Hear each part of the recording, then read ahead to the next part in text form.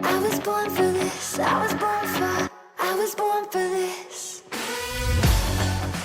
All right, welcome back to another episode of Cork'd Up. I'm Jessica Kleinschmidt. And I'm Rachel Luba. Cheers. What's our wine word of the day, Rach? Our wine word, chosen by yours truly, is MLB. You can tell when Rachel chooses the wine word because Mama wants to get us lit. We have a lot to talk about. We're going to be talking about a situation that happened with your client, Trevor Bauer, not necessarily the situation itself, but how the media reacted to it. I was going to ask you how, I guess, the players perceive media. And I know you can vouch for them, but I can too. I've talked to some of my friends, whether we talk off the record and stuff like that. I won't reveal what they say. There were some in and out cleats that were really dope that we saw on social media by my former employer. And we wanted to talk some more about that. Like, they were great cleats, but there was some hypocrisy there.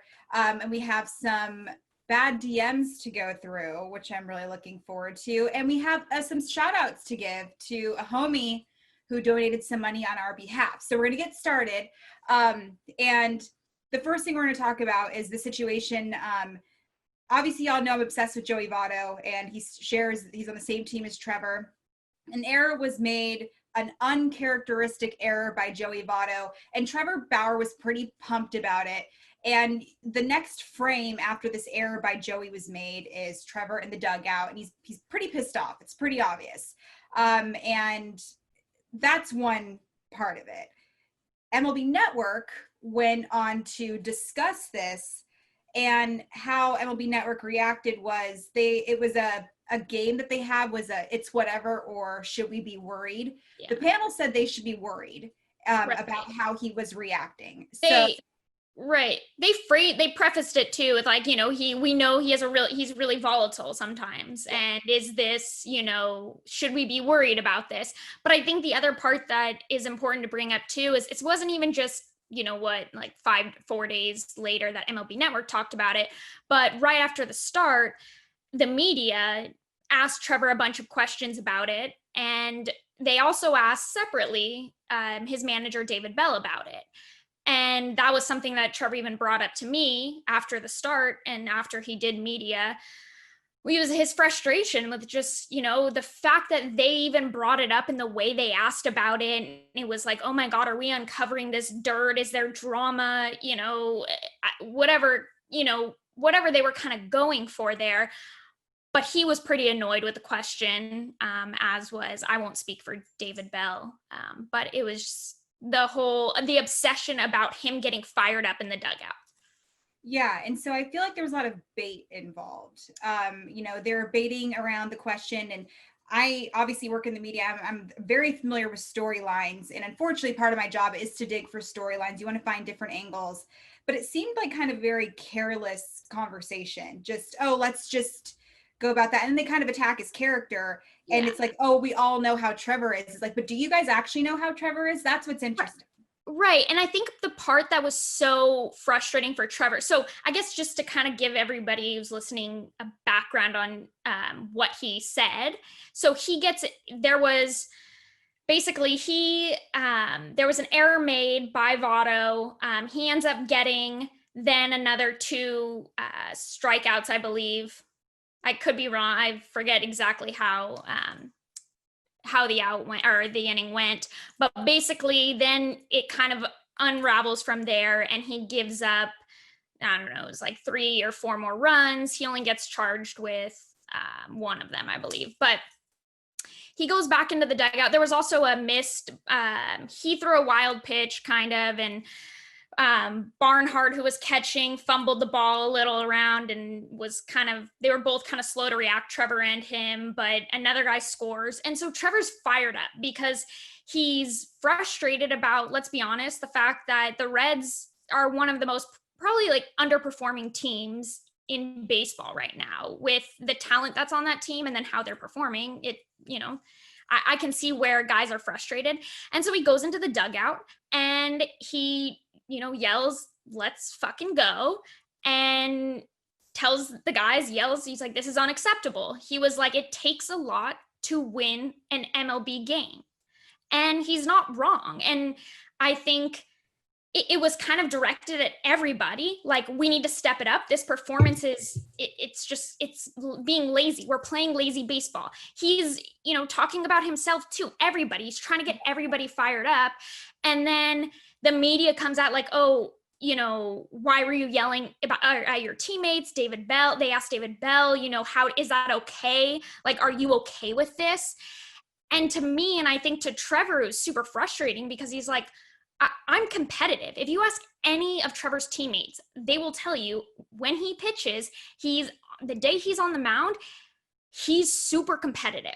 I know players like Sonny Gray are the exact same. Sonny Gray's a really, he's a really like, carefree, fun guy. But when it's his day, it's serious. Same thing, Scherzer. There are plenty of players. And I think most teammates want to be around, want to have other players like that on their team who are really serious and want to win. And sometimes, look, seasons are long. Sometimes you need someone to kind of give you a kick in the ass and tell you, like, let's fucking go. And we need to do better, all of us.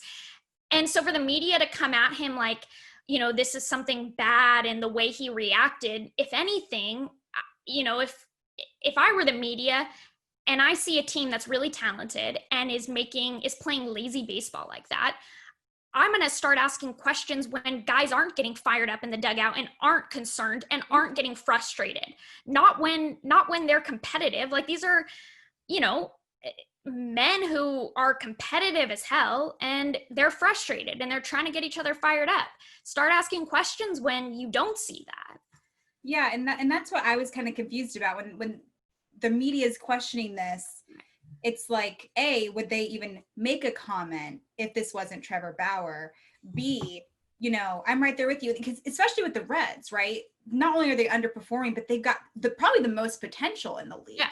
And if they're not living up to it, in which Trevor can see that, or anybody else, or you see Joey Votto making an error, which is it's not something that happens, or, sometimes they just have those weird innings where you have to stop and be like, this is just a fucking weird time right now. Right. So you have to understand that, right? If it's not the norm, like, why is that happening? But I don't like how the question was like, are you okay with this? Like, if you ask it like that, you're going to trigger the answer, be like, well, wait, should I not be okay with it? And then, right. So it's weird how people will twist some of those questions. Well, you also start getting fans too now, like, suspecting all this, drama that may or may not be there. And I guess I'm wondering, as an agent, like, you're in the media, do you ask those questions thinking that you're gonna, the player's gonna get up there and air his dirty laundry to you, to the media, when there's an issue, if there is an issue in the clubhouse, do you really think that, does the media really think the player's going to get up there and let you know? Like, these are grown men. If they have issues, they're going to handle it themselves, internally. And I don't think anyone expects or wants, and I don't know why the media thinks that they're going to get the inside scoop in the drama and they're going to get to share it with all the fans, while, to me, it's... No, and I get that. And I wish I could say that, yes, that's what I like to do. And from where I'm coming from, my mind doesn't go there. It's more or less like, I want to know, like, the coolness of, like, oh, why are you keeping that to yourself? I think that's cool. Like, I think that's, you guys are this family. This is a brotherhood. And I almost wish I was kind of more of the asshole way, where I could just be like, are you, like, is this okay? Like, how dare they do this, do that? And I'm not just doing that to kiss your ass. Like, that's just not my mentality. I could give two shits if there's drama, it's just like, not. But I could see why fans would think that, because we read each other's mentions and you're like, is this really what the fans not want to know? But they're creating their own storylines. I'm like, this is not WWE. Like, calm the fuck down. Like, these are grown men full of testosterone and adrenaline. They're gonna get fucking mad if shit doesn't go their way. And so some questions I'll hear, and you can see the guys' reactions. Like, there was one question that came out, and obviously the A's are very not friendly when it comes to replay. So there was a play at home and it was overturned and the A's didn't get the run. or it was upheld and the A's didn't get a run. And we had somebody ask the pitcher, did that upset you? And he's like, did it upset me that they took a run away? Yeah, it upset me. It's like stupid questions like that. Like I remember Archie Bradley was talking about how in the playoffs a year or two ago, when he ends up blowing a save, cost them the series in the postseason, and like whatever the final game, and the media after, I think one of the first questions was, if you could, would you take back that last pitch that you threw, which ended up being like a home run or something, yeah. And he blows the save and now they're eliminated. Right. He was just like, are you kidding me? Like, yeah. Would I take that back? Like, come on, do a better job. Like, you're paid to come up with good questions. Like, that's not one of them. Yeah, I know. And so I understand that totally. And like, I've heard so many stupid questions where I try not to ask the stupid questions. Unfortunately, like sometimes you'll hear it in the ear and you're just like, hey, I need for you to ask him how he's feeling. And I feel like how you're feeling is different from, would you take that pitch back? Are you upset? Are you frustrated that you blew the game? Like, no, I'm not at all. But there's a difference between finding a storyline and then literally attacking somebody's character. And I feel like that was what it was, to the point where you forgot about the actual play that happened, because all of a sudden now the attention's on, is Trevor a bad person? Right. And is he a bad teammate, like a bad person to have in a clubhouse? Like, no, he's competitive and they made errors and he's frustrated and he's, trying to fire up his team and get them to, take game number, whatever, 40, I don't know what game they're on exactly, seriously, and try, because sometimes, like, again, it's a long season. Sometimes your head's just,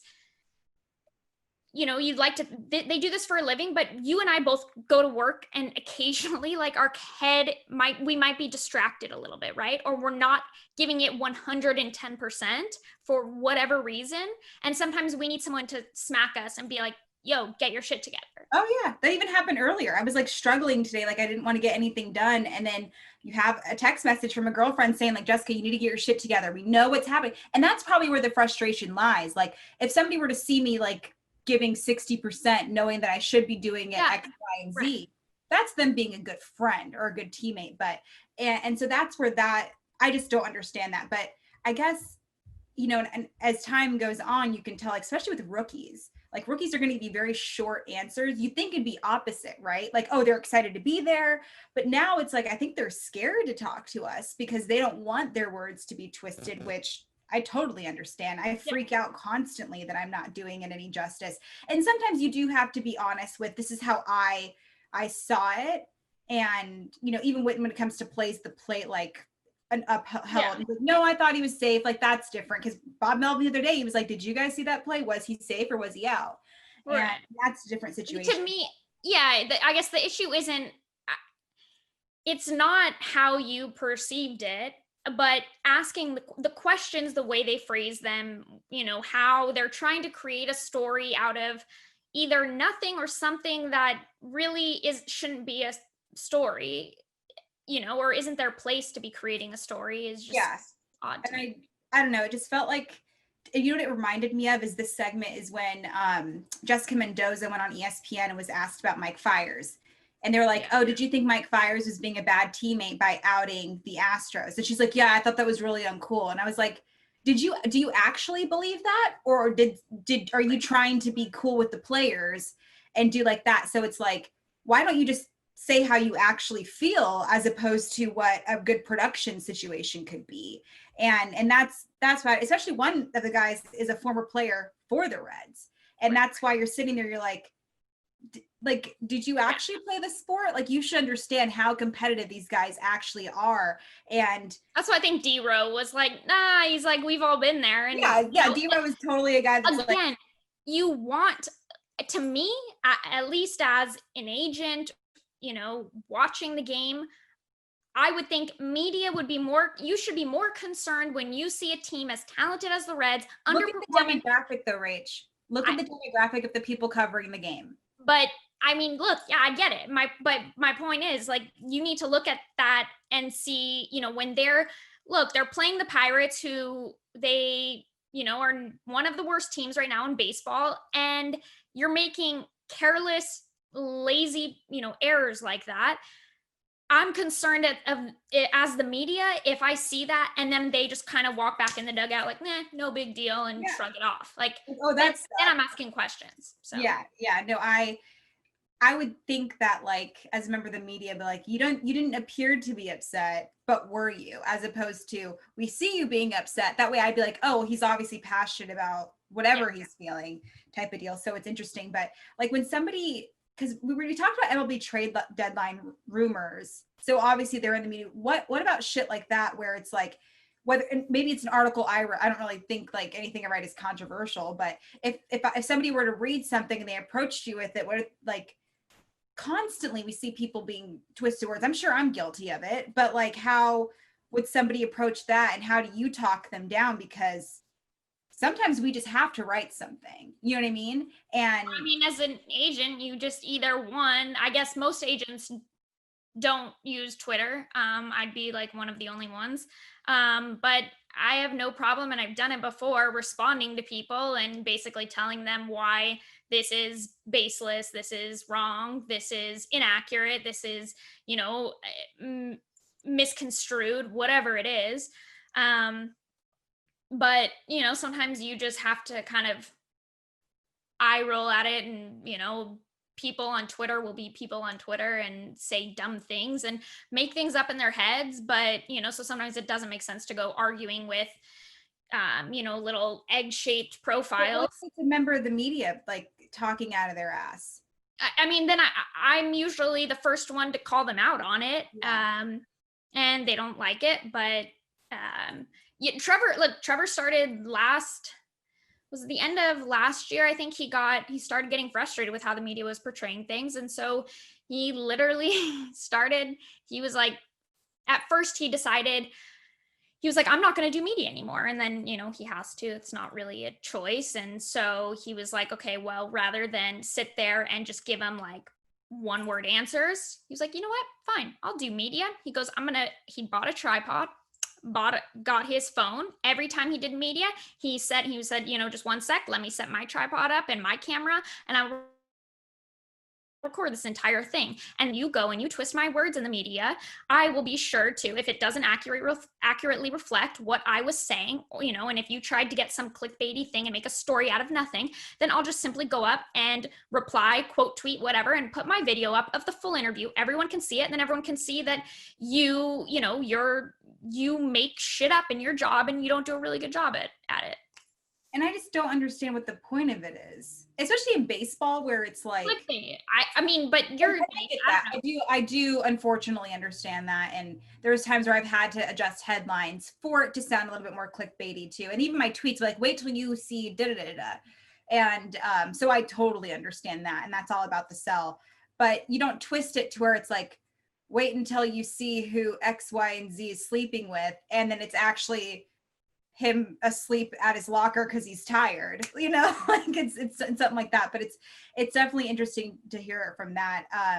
But I'm curious mainly because, like, a lot of these guys go from hating the media to then working in the media, which in Trevor's cases, I think he was defending himself. Like, this is how I don't want my words to get twisted. And, there's a lot of guys who would bash on me, and now they're like my colleagues, which is super interesting. So from that dynamic, so we'll move on.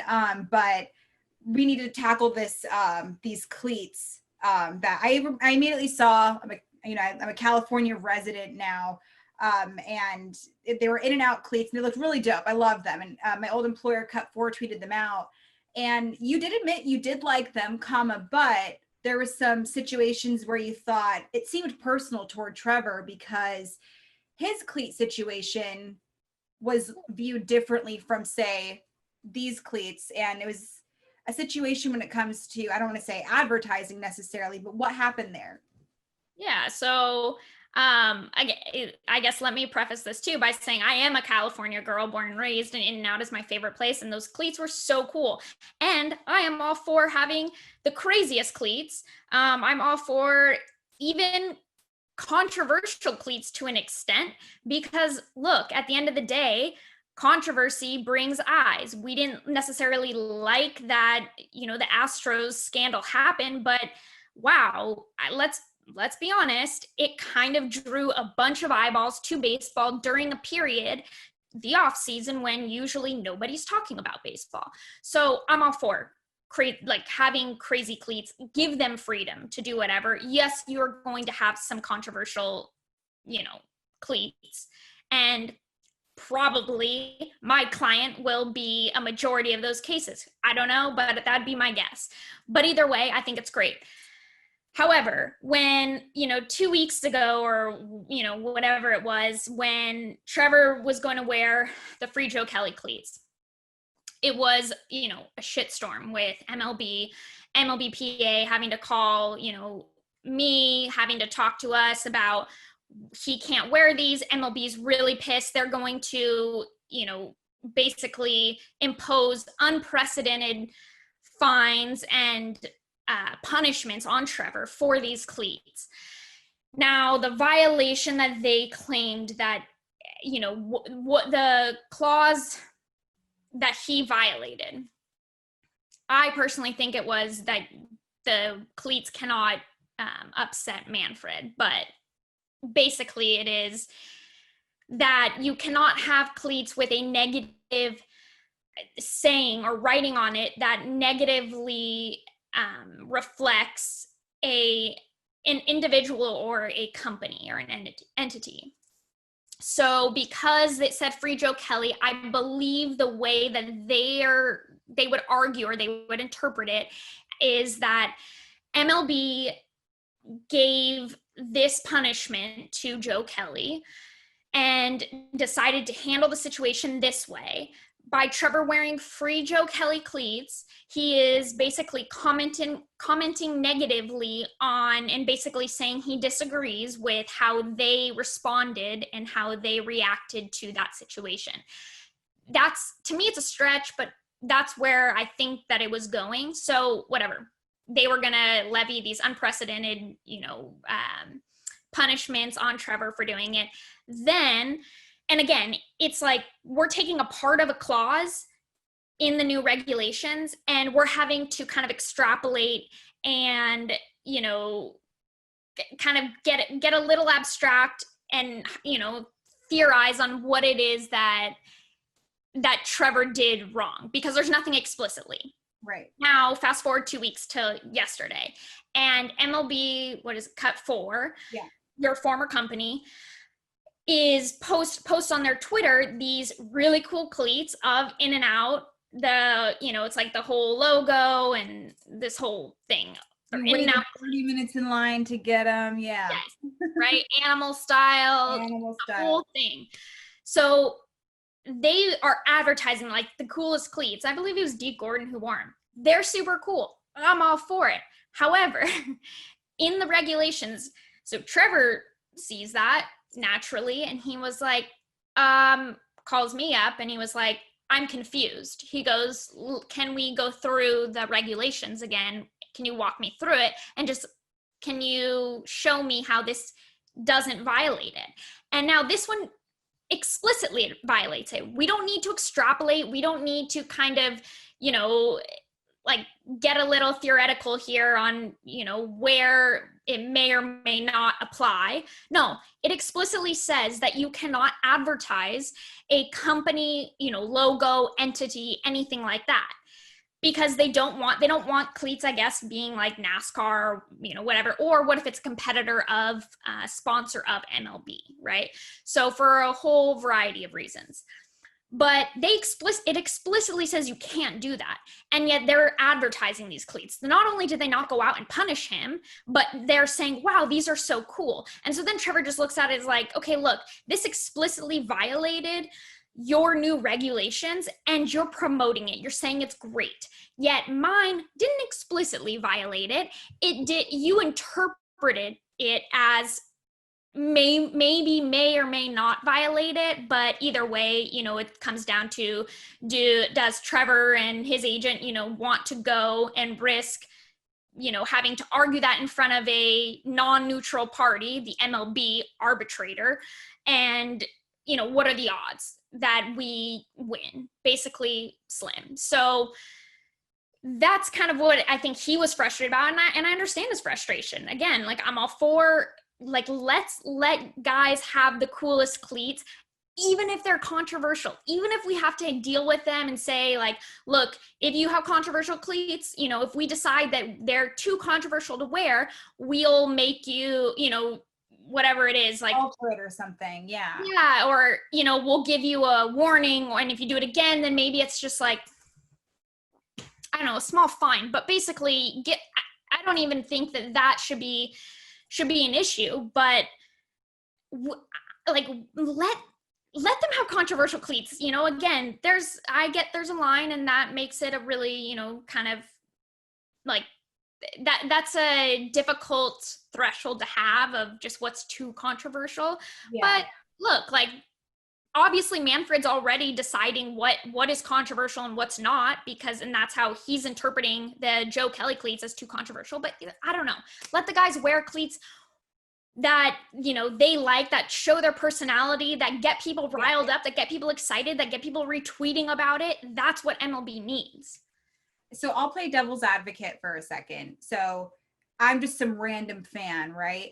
And I tweet at you and I say, well, Rach, obviously you can't compare cheeseburgers to what Trevor did, saying the suspension wasn't correct. So then how would you react to that, saying, like, why would we compare these two when they're obviously two different things? I think it's simple. Did one of them, in the new regulations that MLB wrote, they decided on, did it explicitly violate one of the clauses in the new regulations? In the In-N-Out burger ones, yes, it explicitly says you cannot do this. So I mean, at the very least, just don't promote it. You know, You don't have to go out and maybe levy all these unprecedented punishments and whatever. But I mean, if you're going to come after Trevor for it, like, and then now not only did this explicitly violate it, you're going to go promote it, but then, and then let's look at Trevor's. You know, did it explicitly violate one of the clauses in the new regulations? No. Could you make an argument if you are a lawyer? And could you interpret it in a way and, you know, kind of paint this picture as to how it would fall under the negatively reflecting on an individual or company? Yeah, you could. Would you know, is it a plausible argument? I don't know. It's up for debate, but that's the difference to me. It comes down to one explicitly violated it. There's no interpretation. If that fell under, well, could you argue that In-N-Out Burger is negatively commenting on something, like, then I can see where, like, now those are the same, but these are apples and oranges. Exactly. So literally the In-N-Out violates it, and it's like, but we're going to ignore it. But Trevor kind of sort of didn't, but kind of, yeah, which is even it being written. Yeah. And especially coming from you who literally, you go by facts, you go by what's out there. Right. So the fact that they're like, oh, you know, oh, I get, okay. So that's, I guess the way that I see it is, you know, you can't go and that's why I asked that, because I feel like that's a question that people would ask. Yeah, absolutely. And they were asking it on Twitter, and that's fine. But again, that's kind of why my conclusion at the end of it, like last night on Twitter, was basically, this must just be personal at this point, because you know, one explicitly violated, you didn't care, but one hurt your feelings. It didn't explicitly violate, but it hurt your feelings, so you cared. And I wonder too, because they had, I don't think a baseball player sported anything, but obviously Ramon Laureano got suspended for his role in a brawl with the Astros, and there were some free Ramon shirts that were made. I don't think baseball players wore them, however. So I don't think that would fall underneath it, but shirts were made, and sources close to Ramon did, like friends close to Ramon told me about that. So I don't know. So I think that's why it'd be different in that scenario. I guess the biggest thing, and I understand that fans and, you know, they don't really know the full story, and I can't really get into it, but there was a very heated and controversial hearing in the Joe Kelly hearing when he appealed it. And there was a lot of frustrated people and upset people in that hearing, and it Can you was reveal on which side who was more frustrated? MLB. Okay. MLB was, and they felt like, and again, I mean, even the union kind of communicated this to us when, you know, we were talking about it. They were like, we understand Trevor didn't mean, there was no malice, there was no malicious intent in what he did by wearing those cleats, but he wasn't in that hearing with Joe Kelly in his appeal. He doesn't know what really happened, and he doesn't understand why it was a trigger. It made MLB mad. And so the free, you know, Lariano, you know, shirts, I don't think there was, even if people did wear them, there wasn't this somewhat controversial, heated appeal that happened where, you know, it's like, it's too soon. There's still, the wound is too fresh for MLB, and they were pissed. Yeah. That's interesting. It's like anything is shot to their ego. Yeah. They should just include, like, look, if you want to make regulations like that, I mean, you suck, but fine, do it. You're allowed to. For everybody. Right. But just like, you know, make regulations that say, make a clause in there that says one of the restrictions is you cannot take shots at, you know, if it hurts my feelings or my ego or whatever, then we will rule that you can't wear them. And again, it's silly, but it's essentially what you're doing anyway. But you have to put that in the regulations if it's something that's going to keep popping up. Like if I had, knowing myself, when I get emotional, that needs to be in a contract somewhere, because if I'm just having a bad day, yeah, you know how to handle it, and it needs to be in writing. Look, that's any good lawyer, and Manfred is a lawyer, would know that. I agree. Well, let's switch things up and look at some bad DMs. Are you ready for that? Let's do it. I recently went through these only because a friend of mine hosts a show, and I did have my DMs open like publicly on Twitter recently because I actually hate myself. Mm-hmm. But here we go. You go ahead and go first. Actually, you saw one that I posted on my private close friends on Instagram recently. No, you go. I think you have more than me. You go for. I have one comment. This guy has been DMing me constantly. I posted this on my close friends. JT's gonna kill me. He goes, "Are you taken yet? We should seriously consider getting married." He's like talking to himself this entire time. God, I love you. Let's go.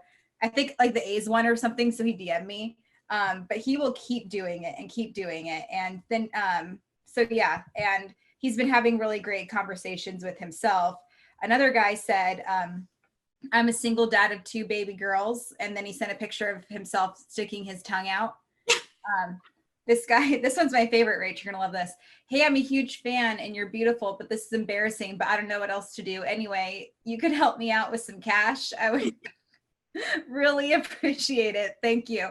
With the prayers emoji, because he's a nice guy. And then I think we've already talked about these, but this guy keeps asking me to sit on his face. So that's always fun. Yeah. Is he cute? None of them are cute, Rach. Like not even I wouldn't even entertain. Well, yeah, that's brutal. I mean, the sugar mom, like we get them all the time, to be someone wants to be your sugar daddy. You and I always I would love to be my sugar mama, not gonna lie. But like we always get the sugar daddy ones, which like they're haha great. Yeah. But I mean, this is a whole new level when you get someone asking you for money. Yes, like, that's true. I love you. This is embarrassing, but can you send me money? Yeah, and the thing is, it's flatter. Like they're, they're kind of disrupting the whole, whatever double feminism. Yeah, there's no double standard, and they must think that journalists get paid a lot of money all of a sudden now. Also, the thing that I was realizing was, damn it, what was I gonna say? Oh, when I do get those messages that the guys are like, "Hey, I'll be your sugar mama," I just send them my Venmo. I'm like, go ahead. I haven't done that yet. I think I'm gonna start doing that. I should just. One guy responded like, "Whoa, we're moving too fast." I was like, "No, we're not. Just send it." And yeah. Well, at what point do you start being how far do I have to go before you start being my sugar daddy? Right, exactly. I don't want to even know the answer to that. But here's my comment. Rachel's on TikTok now, by the way, ladies and gentlemen. And it's been a disaster, like an absolute. I will say I hate TikTok. I refuse to download it. I will help you. I'll be in your TikToks, but I won't download it. But you are doing a really funny job. There's some funny stuff on there that. I made one for my dogs, though. That's been fun. Yeah. My 2 Frenchies, so people should go follow that. But so I get all these guys that we talk about how we think that YouTube, right, was like the top of the list for the worst, just the comments. Yeah. Twitter's shitty, Instagram shitty, but YouTube takes the cake. But now we have a new top seed. Congratulations, TikTok. They are now, bar none, the worst, the kind of comments that you get. I think it's just because, I don't know, are there no parents on there, or it's adults pretending to be, I don't know if they're adults or kids or what, but I think they're raised in a time where all they know is social media. So that's all, they just know that you can say whatever you want. I know is that my kids are, if my kids ever speak to people like this, and I'm gonna monitor their shit. My mom monitored I used to be on AIM, and she would monitor everything that we said, and I got in trouble a few times, and that was not pretty with my parents. But I would be so disappointed in my kids if they were saying this. But this guy is like going back and forth arguing with me about how, first of all, telling me that I'm wrong, that Trevor's salary arbitration contract that I negotiated last year for $17.5 million is the second highest amongst pitchers in salary arbitration ever in MLB history, right second to David Price at $19.75. He tells me that it's wrong and I'm wrong. Like, oh, well, would love to know what contracts are above me. I tracked this guy down too. He's not. Yeah. Then he goes on to tell me to show me Scherzer and Cole's free agent contracts. I'm like, oh, here's the problem. You don't understand the difference between salary arbitration and free agency. Go learn that first before coming at me. And listen to our podcast. Yeah. I mean, I try to make it so easy for you guys. But anyways, so then I basically, after telling him that he doesn't know the difference, he was like, oh, I clearly know what it is. Go back to painting nails. Please don't talk baseball if you don't know it. So anyways, I love how he must paint your nails, but you also still negotiate contracts. Yeah. Well, that Paige Spranek, who when she saw it was like on Twitter, retweeted or commented and something. She was like, I love how you just like shit on him and did so with way better nails. Yeah. It's like, why can't I have good nails and still be better at you than something? Well, I think it was more of like, you just go be a girl and paint, because paint nails is what you love to do, and you do it well, and you stay out of the baseball world. You belong in the girl world. And too bad that this girly girl knows more baseball than you do. Yeah. And I tracked him down. He has a girlfriend for some weird reason. Oh, so she can do better. Yeah, she definitely can. But it just goes to show the crap that we deal with. I wish mine were more like, hey, actually, I had some pretty bad ones yesterday, but actually, I wanted to tell you, this guy was so awful to me on social media, and I actually saw his tweets, and they were depressing tweets. So I slid into his DMs, was like, hey, are you okay? Because he was so rude to me. And it turns out he was just having a rough week and wanted to take it out on me. And sometimes I think that's what it is, but I feel, you know what, that's a good thing. You know, and we talked and we're cool, and he had a death in the family recently, and I've been there too. We've all been there. So there's a line between, if you're having a bad day, you want to take it out on a stranger in social media, chill. But if you're just a mean, crappy person, because that's just who you are, that's different. One time I did learn though, in the last it was like a year and a half ago when my social media was growing a little bit, and I would get these really mean comments. And then I quickly learned that a lot of times they just want attention and a response, because I noticed so many times that I would respond to someone who was like basically attacking what I said or how I looked or whatever it was. And then they were like, you know what, my bad, you're right. And then they were so sweet. And I'm like, Yeah. all right, I think it's a lot with athletes too. Like they'll talk crap like, F you, Josh Reddick, you went 0 for 4. And then Josh would be like, what? And be like, sorry, bro, like huge fan. Like, like that's a thing that annoys me too. But the worst. But stop sending me gross messages because I have a family. I don't appreciate that. And I will not marry you, Justin, whatever your name is. His name Justin, whatever his name is. I will not marry him. I had a guy tell me he was like, I don't know if you're into, kind of soft, like out of shape guys, but if you are, like, I promise I can make you laugh. Would love to marry you. It's like, that's actually really nice. Yeah, I was like, my job, I'm too busy to have a relationship, but he said, if things change, you know where to find me. So I will keep that in mind. But yeah, but can we give a shout out to one of our very loyal listeners, I think like since the beginning, Daniel Paul, what's his Twitter handle? I should get this. He lost a bet. He won a bet. He won a bet. His Twitter is at Big Broncos fan. But yeah, he won a bet about our podcast with another friend. I think it was over whether there was a female play-by-play, and it was Melanie. No, I think it was Britt for the Nationals beat reporter. Was it? Either way, it was either Melanie or Britt, and somebody said like, "Oh, is there actually a female beat writer for the Nationals?" And he lost a bet, or he won a bet against a guy, because the guy was like, okay.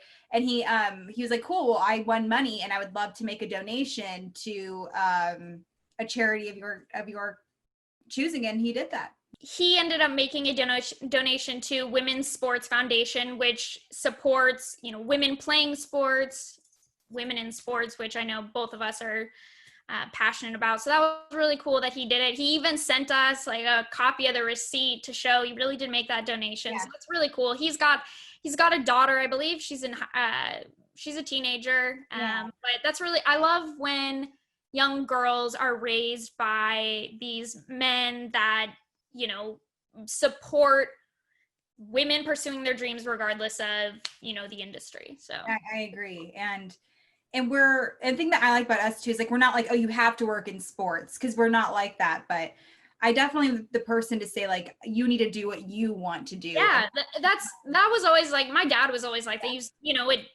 to me, that's why I always talk about it. I was almost a little surprised when I really found out how not accepted women really are in general in this industry, because I grew up where it just wasn't even a thing. It was like, you can do anything the boys do. So I love. Don't do it better than them, Rach. You're not allowed to do that. That's true. Oh, yeah. Well, this is fun. Thanks for tuning into Cork'd Up, and we will see you next time. And cheers.